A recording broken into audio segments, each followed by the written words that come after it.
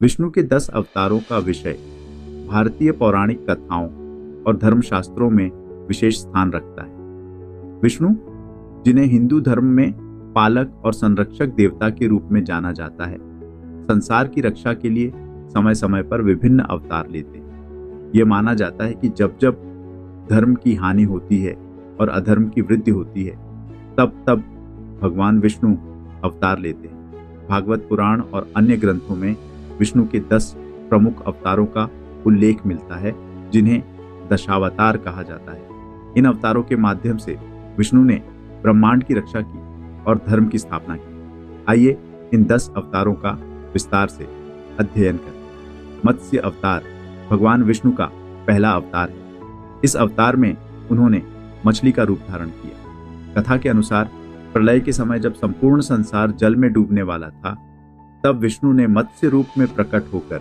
राजा सत्यव्रत को इस आपदा से बचाया।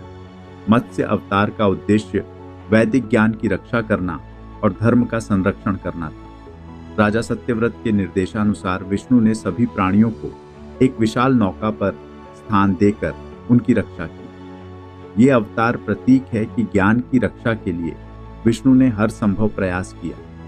देवताओं और असुरों के बीच अमृत प्राप्ति के लिए समुद्र मंथन की कथा प्रसिद्ध है। जब मंथन के दौरान मंदराचल पर्वत डूबने लगा, तब विष्णु ने कूर्म अवतार धारण कर पर्वत को अपनी पीठ पर संभाला। इस प्रकार समुद्र मंथन की प्रक्रिया सफल हुई और अमृत की प्राप्ति हुई। कूर्म अवतार में विष्णु ने तपस्या, सहनशीलता और धैर्य का संदेश दिया। वराह अवतार में विष्णु ने विशाल जंगली सुअर का रूप धारण किया। यह अवतार हिरण्याक्ष नामक दैत्य के अत्याचार से पृथ्वी को बचाने के लिए था। हिरण्याक्ष ने पृथ्वी को चुरा लिया और सागर के भीतर छिपा दिया। तब विष्णु ने वराह रूप में प्रकट होकर हिरण्याक्ष का वध किया और पृथ्वी को अपने दांतों पर उठाकर बाहर निकाला। वराह अवतार यह संदेश देता है कि जब भी कोई अधर्मी प्रकृति के साथ खिलवाड़ करेगा, तब विष्णु उस अधर्म को समाप्त करेंगे। नरसिंह अवतार में विष्णु ने आधा मानव और आधा सिंह का रूप धारण किया। यह अवतार हिरण्यकश्यप नामक दैत्य के विनाश के लिए था, जो अत्यंत अहंकारी था और विष्णु का विरोधी था। हिरण्यकश्यप का पुत्र प्रहलाद विष्णु का भक्त था और उसने अपने पिता के अत्याचारों का सामना करते हुए विष्णु में अटूट आस्था रखी। हिरण्यकश्यप को वरदान प्राप्त था कि उसे न दिन में, न रात में, न मानव द्वारा, न जानवर द्वारा, न अंदर और न बाहर मारा जा सकता है। तब विष्णु ने संध्या के समय नरसिंह रूप में प्रकट होकर उसे अपने नखों से मारा। यह अवतार धर्म की रक्षा और अधर्म के नाश का प्रतीक है। वामन अवतार में विष्णु ने एक बौने ब्राह्मण का रूप धारण किया। यह अवतार बलि नामक दानव राजा के अहंकार को समाप्त करने के लिए था। बलि ने तीनों लोकों पर अधिकार कर लिया था और अपनी शक्ति पर घमंड करने लगा था। तब विष्णु ने वामन के रूप में उसके पास जाकर दान में 3 पग भूमि मांगी। बलि ने सहर्ष यह दान दिया।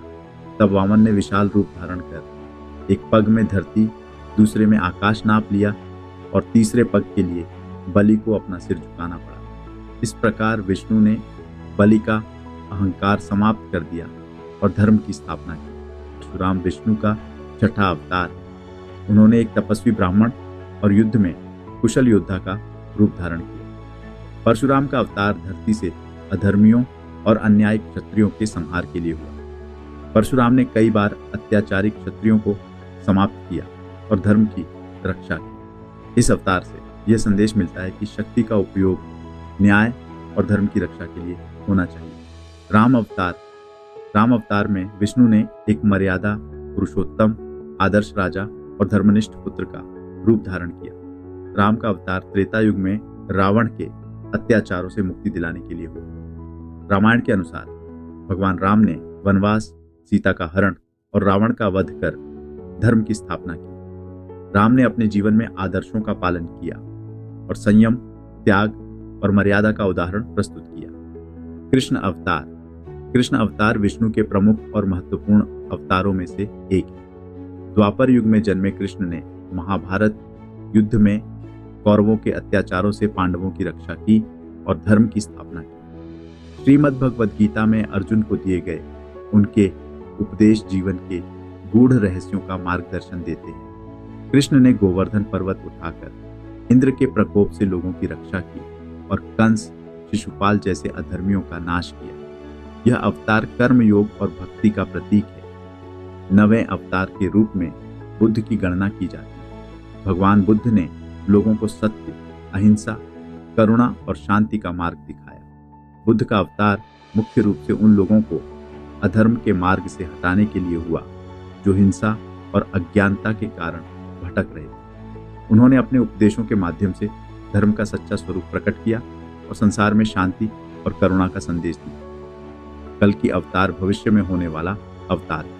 माना जाता है कि कल की अवतार कलयुग के अंत में होगा, जब अधर्म और पाप अपने चरम पर होंगे। कल की, जो कि एक शक्तिशाली योद्धा के रूप में प्रकट होंगे, अपने श्वेत घोड़े पर सवार होकर अधर्म का नाश करेंगे और धर्म की पुनर्स्थापना करेंगे। कल्कि का अवतार न्याय, शांति और धर्म के पुनरुत्थान का प्रतीक माना जाता है। इस प्रकार विष्णु के दशावतार मानव समाज को सन्मार्ग पर चलने और धर्म का पालन करने की प्रेरणा देते हैं।